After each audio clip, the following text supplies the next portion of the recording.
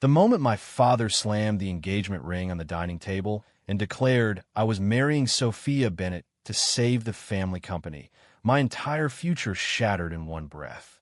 What I never saw coming was that her older brother Jake would be the one to make every carefully built wall around my heart crumble before the wedding invitations even went out. I sat there in our sleek Chicago penthouse, the one my parents had bought with the last of the Bennett-Hayes merger hopes, staring at the antique diamond that felt more like a handcuff than a promise. At 28, I was Ethan Hayes, marketing director at Hayes Logistics, the golden son who had kept his private life locked tighter than the company vault. My parents knew nothing about the quiet dates in Wrigleyville bars or the nights I spent wondering if I would ever stop pretending. They only knew the rumors about my phase in college had nearly cost Dad a major investor. Now, with the business teetering after a bad investment, Sophia's family offered a lifeline.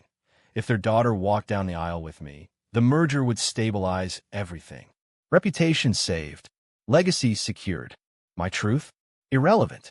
Sophia was kind, funny, and understood the arrangement better than anyone. We met for coffee the next day in a Lincoln Park cafe, sunlight pouring through the windows like it was mocking my mood. She twisted her engagement ring the same way I did, a nervous habit we already shared. "This doesn't have to be forever," she whispered across the table. "Just long enough to quiet the storm." I nodded, grateful she wasn't expecting romance. But when she invited me to her family Sunday dinner to make it official, my stomach twisted for reasons I couldn't name yet. Their brownstone in Old Town smelled of fresh bread and polished wood. Sophia's mother hugged me like I was already hers. Her father clapped my shoulder and talked golf scores. Then Jake walked in from the kitchen, wiping his hands on a dish towel, and the room tilted.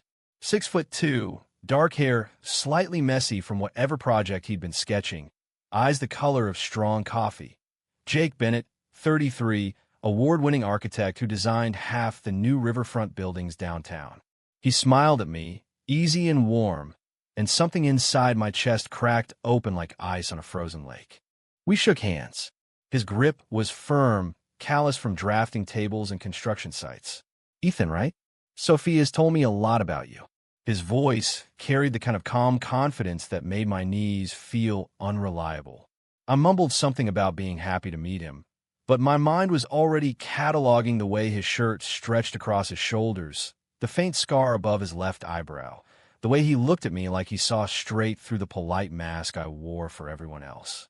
Dinner passed in a blur of laughter and merger talk. I sat across from Jake, trying to focus on Sophia's stories about her teaching job, but every time he laughed at something I said, heat crawled up my neck. Later, while the others cleared plates, Jake and I ended up on the back deck, overlooking the garden. The city lights glittered beyond the fence. He handed me a beer. "You okay? You look like you're carrying the weight of the world." I wanted to laugh it off. Instead, I told him the truth I'd never said out loud to anyone in this world. Sometimes it feels like I'm living someone else's life. He didn't push. He just nodded like he understood more than he should, and for the first time in years the knot in my chest loosened a fraction. When I left that night, Sophia hugged me goodbye, and Jake gave me a halfway from the doorway. I drove home replaying every second, telling myself it was nothing. Just nerves. Just the stress. But deep down I already knew the lie was cracking.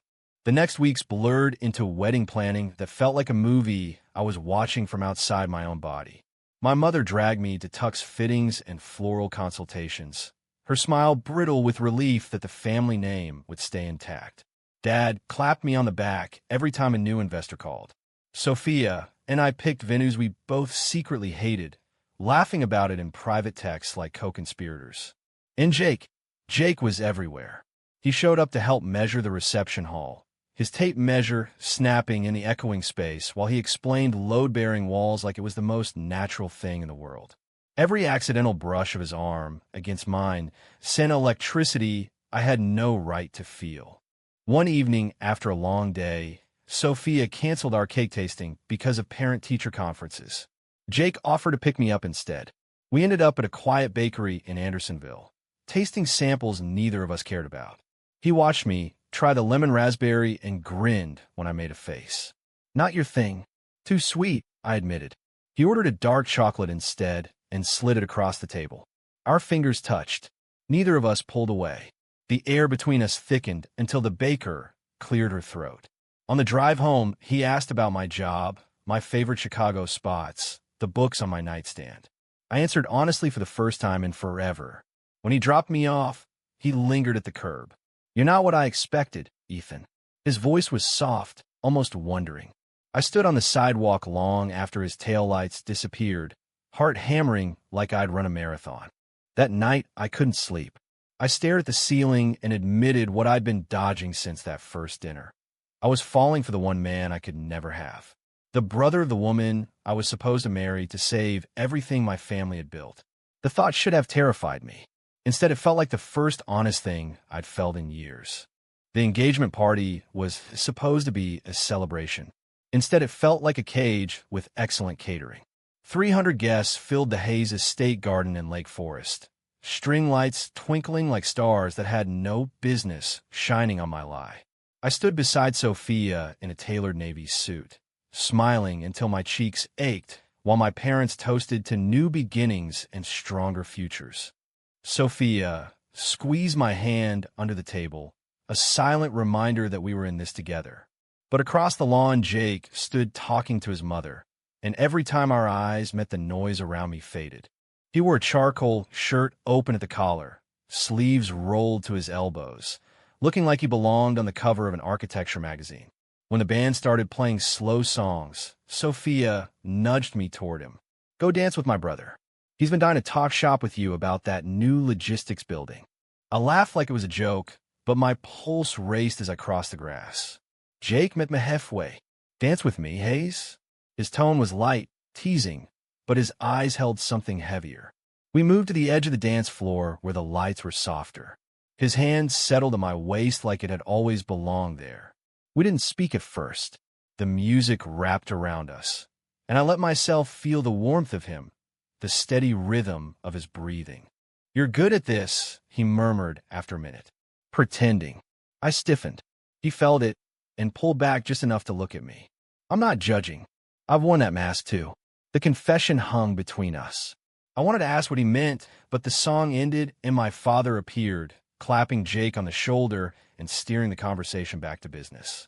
The moment slipped away, but the seed had been planted. The following weekend, we all drove up to Sophia's family cabin in Door County for a pre-wedding retreat. Snow dusted the pines, even though it was only October. Jake and I ended up chopping firewood while Sophia and her mom baked inside. The axe felt solid in my hands, each swing releasing frustration I couldn't voice.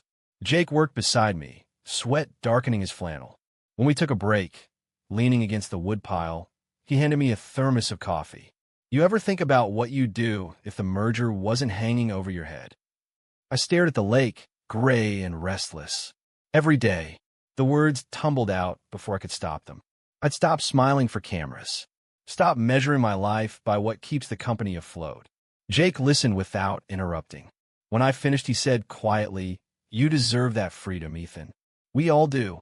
His hand brushed mine as he took the thermos back, and this time neither of us pretended it was accidental. That night, after everyone went to bed, I found him on the dock. Stars reflected on the water like scattered diamonds. We talked for hours about his architecture dreams, my secret sketches of city skylines I'd never shown anyone, the way both of us had spent years hiding pieces of ourselves to protect the people we loved. When he finally stood to go inside, he paused. "I'm glad you're marrying my sister. She deserves someone decent."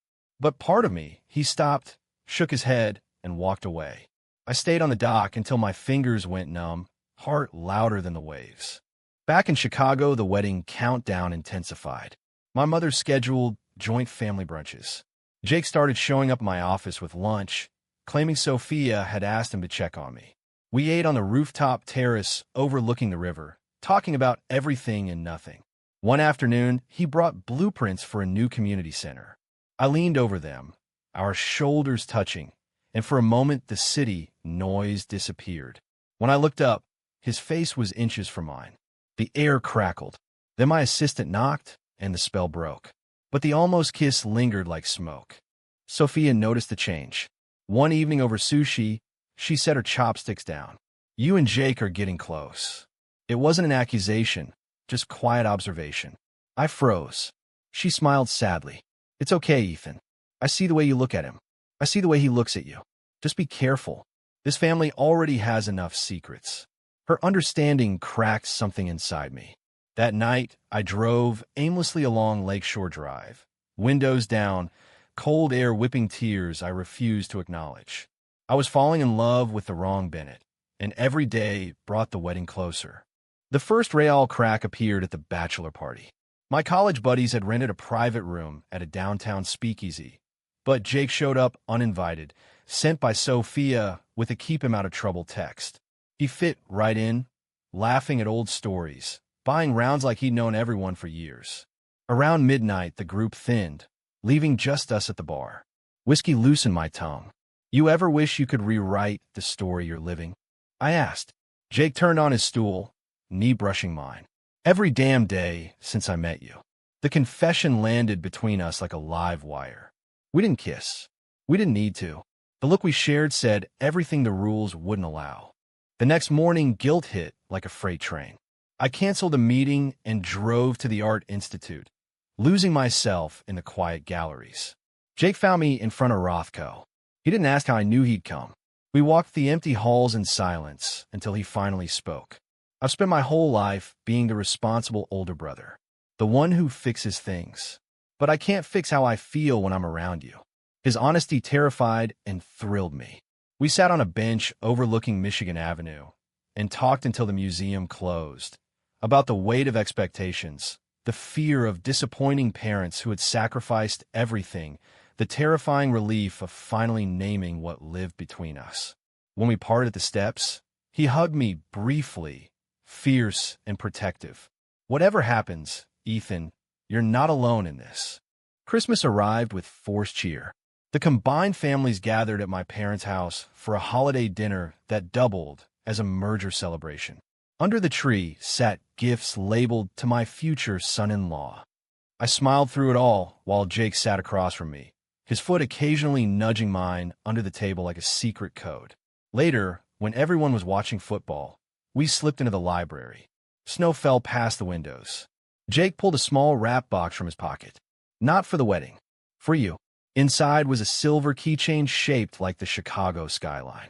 So you remember there's a whole city out there waiting for the real you. I couldn't speak. I just pulled him into a hug that lasted too long and felt too right. New Year's Eve brought the first real test. Sophia and I were expected at a gala downtown. Jake was there too, escorting a cousin. Midnight fireworks exploded over the lake, and as couples kissed around us, Jake caught my eye from across the ballroom. In that single look, I saw every future I wanted and every consequence I feared. When the party ended, he drove me home instead of letting me take a cab. Parked outside my building, engine idling, he turned to me. Tell me to leave, Ethan. Tell me this is crazy. I couldn't. Instead, I reached across the console, and for the first time, our hands intertwined without pretense. No kiss, just the simple, earth-shattering fact of choosing connection over fear.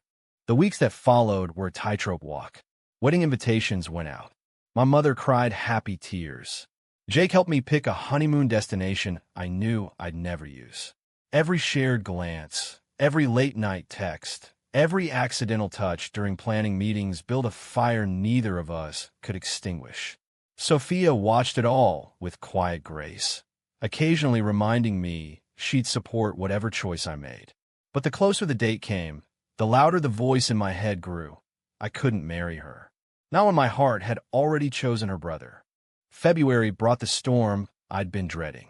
A tabloid blog caught wind of trouble in the Hayes-Bennett merger paradise and published blurry photos of Jake and me leaving the Art Institute together.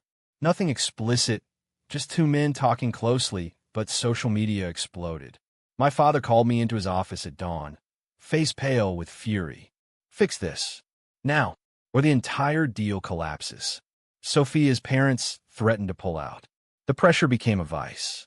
Jake showed up at my apartment that night unannounced, snow on his coat. We can stop, he said, voice raw. I'll step back. You marry her. The company survives. I looked at him standing there, strong and steady and breaking for me, and something inside me snapped. I don't want to stop. I want you. The words hung in the air like smoke. He crossed the room in 2 strides, and this time, when we embraced, it felt like coming home after years at sea. We didn't cross any lines that night. We simply held each other on the couch while the city slept, talking until sunrise about how we could possibly make this right without destroying everyone else. The misunderstanding came 2 days later. Sophia found an unsent email I'd written to Jake confessing everything. She wasn't angry. She was hurt. I thought we were partners in this, she whispered in the coffee shop where we met. I knew you loved him. I just didn't know how much. I apologized until my voice gave out. She hugged me anyway. Figure out what you want, Ethan. But do it before you break 3 families instead of 2. Her grace only made the guilt heavier. Jake and I met secretly at a small Italian restaurant in Little Italy. Over pasta we laid everything bare. He told me about his own past, how he'd hidden a relationship in college that cost him a scholarship because his father found out, how he'd sworn never to put anyone through that pain again. I told him about the nights I'd cried in my car after family dinners, wondering if I'd ever be enough. By the time the check came, we both knew we were all in. The only question left was how to tell the world without watching it burn.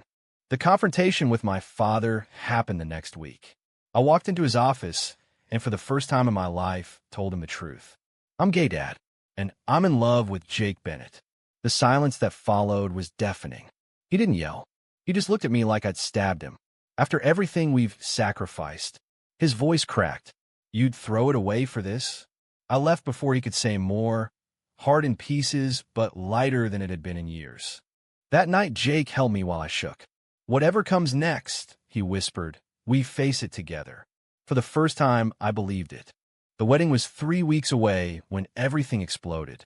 My mother called an emergency family meeting at the estate. Both sets of parents sat around the long mahogany table like it was a boardroom. Sophia sat beside me, pale but resolute. Jake stood by the window, jaw tight. My father spoke first. Cancel the wedding. We'll find another way to save the company. The words should have brought relief. Instead, they felt like another cage. I stood up. No, I'm not canceling because of the merger. I'm canceling because I can't marry Sophia when I'm in love with her brother. The room went deathly quiet. Sophia's mother gasped. My mother covered her mouth. Jake stepped forward, hand finding mine in plain sight. We didn't plan this, he said quietly, but we're not hiding anymore. The shouting started immediately. Accusations flew, selfishness, betrayal, disgrace. Sophia's father threatened lawsuits. My father threatened disinheritance. Through it all, Jake never let go of my hand. When the storm finally quieted, Sophia spoke. I love both of you, and I deserve to marry someone who looks at me the way Ethan looks at Jake. Let them go. Her quiet strength silenced the room more effectively than any shout. We walked out together into the cold March night. Jake drove us to the lakefront. We sat on the hood of his truck, watching the waves, fingers laced. I'm terrified, I admitted. Me too, he said, but I've never been more sure of anything.